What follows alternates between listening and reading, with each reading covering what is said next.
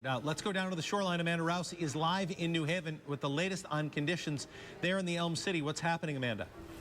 Yes, we are in New Haven. We are on Edgewood Avenue right now, and I want to show you a little bit about the trees that have come down. If you look over here, you can see that this one was uprooted and then forced over, most likely in the winds, and into this home right here. We can't really see exactly what damage it did to the house, but this really brings a good point back about the saturation of the ground. We have received so much rain even before the hurricane makes landfall here in Connecticut, and you can see on the road here that it's just puddling. So there's puddles here on the road.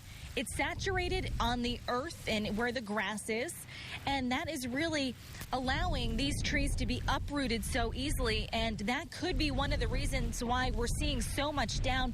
The combination of a saturated ground plus the wind, and then of course this rain that still keeps on hitting us here in New Haven. Guys?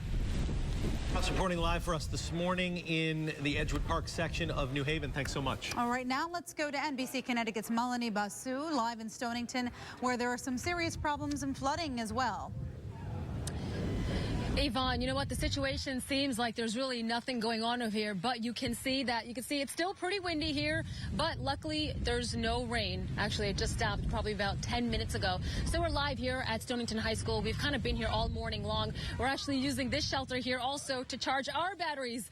And as a matter of fact, there was this one area where we were earlier today on James Street, and the water, it was incredible. It was unbelievable. It was at least up to my knees here, and I'm 5'4", and that wind, Irene was pushing me around, and I couldn't do anything about it. So we eventually left that area. We will be going back there later to show you live pictures from there. But again, over here, you can see the family here is just kind of waiting and watching to see what's happening with Irene. They're hoping that they could just go back home soon. The little kids are asking, when are we going back home? This little one over here, she was asking, when are we going back home? I want to go home. Well, she doesn't understand that she can go home right now. She's a little busy there, as you can see. Anyway, that's the latest live from here in Stonington. Back to you guys. All right. Thanks so much, Melanie. Irene is about to make landfall in Connecticut sometime in the next hour and a half. Bob, what's the exact plan for the thinking right now on Irene and when she arrives? Well, I tell you what, we've been kind of huddling about it, and it just, it seems to me now that this system is onshore past JFK. It's hard to find now because there's so much dry air is wrapped into that core of the tropical storm. Yeah, talk about dry air. There's not a whole lot of dry air in New London right now. Buffeting winds as we look at the Amtrak railroad area, and you can see some of the waves crashing. I mean, these are Thames River waves, okay? Not Long Island Sound, but there's whitecaps on the Thames. And that's give you an idea of these 50-mile-an-hour winds bordering on 60-mile-an-hour gusts that are being reported at Groton New London Airport and points just west. We head into Hartford, the Connecticut River. You know, for the Connecticut River to go into a flood stage, you know, it's accepted quite a bit of rain from its tributaries, and of course we've put down about 4 inches of rain or so in the greater Hartford area in many areas. So you're getting a rise in the Connecticut River. It looks like the spring snowmelt floods that happen so often. Jeff Stecker, he's been live for us all morning long, braving the conditions out in Old Saybrook, where they are pretty bad. Jeff? How are things faring right now? This is probably the heaviest wind that we have seen all morning long. And right now in Old Saybrook, all roads in the town are closed to local traffic. And this is why. I'm not even sure if John can see me, so I'm going to stand right next to him and talk. We have a lot of trees down here in the parking lot of the Saybrook Point Inn. And that is because this wind now is ferocious as it has been all morning long. There's just trees down everywhere. And then if we take a look out into the marina here, where usually they have lots and lots of boats, these docks are just bobbing all over the place. I've never seen anything quite like this before. And then if you can see out at the very extended part of the marina there, the waves are coming right over the dock, and you have those huge yachts that are just bobbing around right now. I can't imagine anybody would be sitting in there at this hour, but those boats are just basically being tossed around in the water. They're still secured, they're still hanging on, but certainly they're getting a workout today as the storm comes ashore.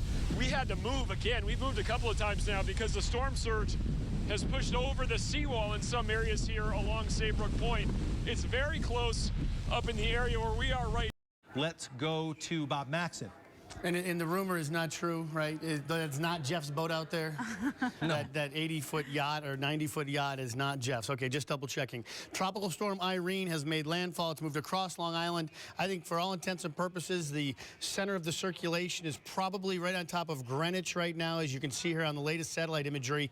A couple things you want to note here is that, for one, the center of circulation near Greenwich, Jeff is just being absolutely pounded right now by those southeast winds, and I'll give you some wind speeds in just a moment. I want you to notice on the backside where the winds actually go to the southwest around the back of the storm, yeah, the clouds are thinning already in Long Island and also down across Delaware. Now, this isn't the most precise satellite image as far as that goes, but it gives you an idea. There's a lot of, I think the sun's going to be out here early to mid-afternoon at the latest because the storm is starting to accelerate now up to about, what, 23, 24 miles per hour, accelerating to the northeast, and it's going to go right up from Greenwich, I think right along the Connecticut-New York State border.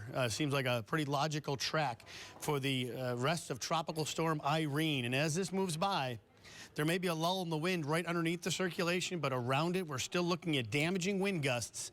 And take a look, JFK, okay, the center of the storm is past JFK, still reporting a wind speed of 47 miles an hour. No report out of Norwalk, but at Greenwich, 33 miles per hour. You know what, I'm going to control this myself. At Bridgeport, 49-mile-an-hour winds. This is what we just saw Jeff Stecker getting hit with, and it was a southeast wind coming in right off the sound in this fashion, okay? And there's no friction, there's nothing to slow it down, there's no trees, no buildings on the sound, so Jeff gets the full brunt of some of these winds. We head out to eastern sections. Look at this gust at Groton, New London Airport. This is a update up to 60 miles an hour for the wind gust there, 49-mile-per-hour wind gusts on the block, and also at Montauk, 40-mile-an-hour winds. So impressive winds. While the rain is still pouring down in many locales, we do expect the wind or the rain to diminish, but these winds are really going to continue to blow here over the next couple of hours. So it's going to keep the crews from getting out there to try at least to fix up some of these power outages that number over close to 500,000 customers. So 43-mile-an-hour wind gust at Meriden. As you're looking at this, keep in mind that the center of the circulation is probably somewhere right around Greenwich, okay, as a tropical storm, very strong tropical storm. We're getting, oddly enough, no report out of the Long Island Sound, Central Sound buoy. That may have, because of the wave action and the wind action out there, we may have lost transmission with that buoy. There's the 50-mile-an-hour winds at Bridgeport, the 60 at Groton, gusting 30 to 45 now in through the central part of the state. So this is not a time to venture out at all. This really shows the fact that the rains are really going to slow down quickly. Yeah, it just, the more you look at it, the more you can see that right either on the, I think it's on the Westchester County and Greenwich and Fairfield County line is probably the center of Tropical Storm Irene right now. So flash flooding, big issue. All right, rains are continuing. Again, they will start to slow down over the next 3 hours, but for now, reports of 4 to 6 inches, even 7 inches of rain around Southbury. So flash flooding of many of our small rivers and streams. That's a quick weather update. Again, Irene is now coming across Long Island Sound, probably over Greenwich. You're very close to it at this hour. Back to you guys. Thanks so much. Now, we are now dealing with Tropical Storm Irene, downgraded from a hurricane a short time ago, but still battering most Connecticut towns with heavy rain and strong winds, particularly along the shoreline. More than 500,000 customers in the state are without power at this time. We can tell you West Hartford is the latest community to declare a state of emergency.